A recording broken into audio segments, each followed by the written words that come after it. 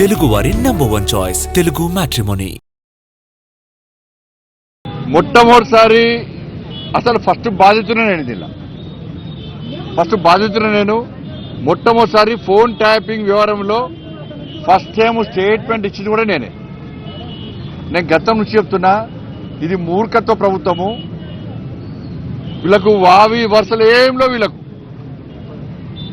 ఇవాళ మంచి పండుగ, ఇవాళ రేపు ప్రధానమైన పండుగ, బంధాలు అనుబంధాలకు సంబంధించినటువంటి ఇవాళ పండుగలు. ఇవాళ అమ్మవారి పండుగ అనేది వరలక్ష్మి శుక్రవారం, రేపు రాఖీ పండుగ. ఇవాళ ఇన్ని పండుగలైనా కూడా ఇవాళ వేలాది మంది ఇవాళ భారతీయ జనతా పార్టీ కార్యకర్తలు పండుగలు వదిలిపెట్టి తరలి వచ్చారు ఇవాళ.